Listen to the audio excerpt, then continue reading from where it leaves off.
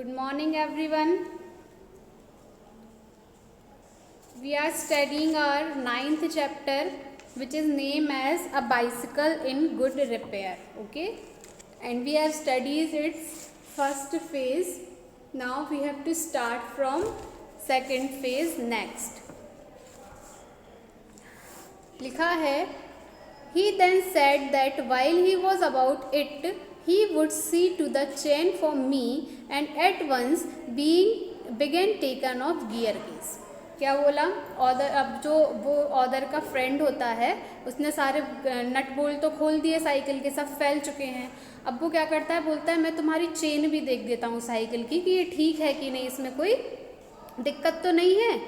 तो वो उसकी चेन देखने लगता है और फिर उसके बाद साइकिल का गियर केस निकालने लगता है.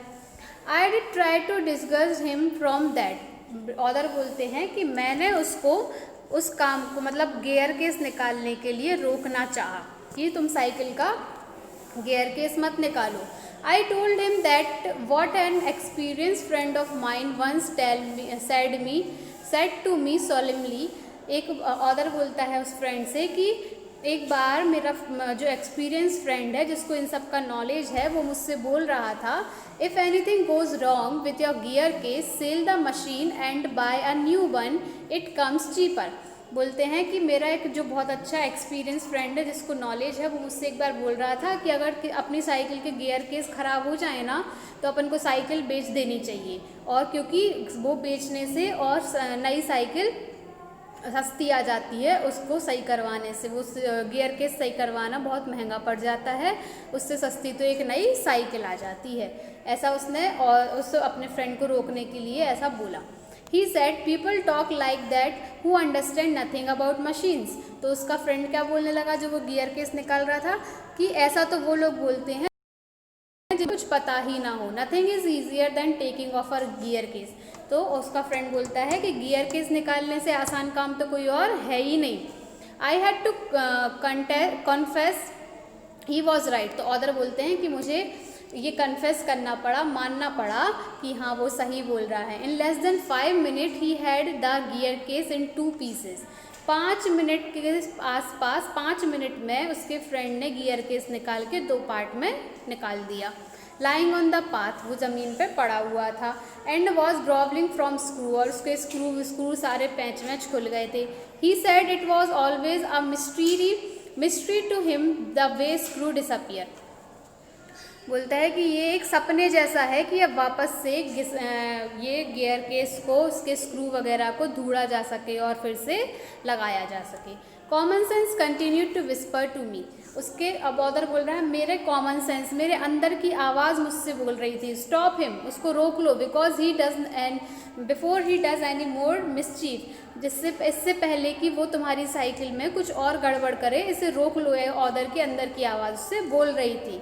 You have a right to protect your property from the ravages of a lunatic मतलब पागल इंसान, और रेवेजेस मतलब कि डैमेज. तो उसके अंदर की आवाज़ उससे बोल रही है कि ये साइकिल तुम्हारी प्रॉपर्टी है, तुम्हारी संपत्ति है, तुम इसे प्रोटेक्ट कर सकते हो, बचा सकते हो डैमेज होने से मतलब ख़राब होने से. Take him by the scarf of the neck and kick him out of a gate. तो ऑदर के अंदर की आवाज़ क्या बोल रही है, इसके कॉलर से इसको पकड़ो, घसीटो और इसको अपने फ्रेंड मतलब ये जो तुम्हारी साइकिल बिगाड़ रहा है ना, इसको गेट के बाहर किक कर दो, भगा दो. But I am weak when it comes to hurting other people's feeling and I let him muddle on. पर ऑदर बोलता है जैसे ही मुझे किसी दूसरे इंसान की फीलिंग्स को, भावनाओं को ठेस पहुंचाने की बात आती है तो मैं बिल्कुल वीक पड़ जाता हूँ, मैं किसी की भावनाओं को ठेस नहीं पहुंचा सकता. तो मैंने उसको वो काम करने दिया और मैं उसको नहीं रोक पाया. ही gave up looking for the rest of the screw. He said screw had a knack of turning up when you least expected it and then now he would see to the chain. अब क्या बोला उसने, सारे screw दे दिए, सब घूम घाम गए, इधर हो गए. बोलता है अब मैं चेन को देख लेता हूँ, फाइनली तुम्हारी बाइसिकल की चेन को देख लेता हूँ. He tightened it till it would not move. उसने क्या किया, चेन को इतना तेज़ कस दिया कि वो हिल ही नहीं रही थी.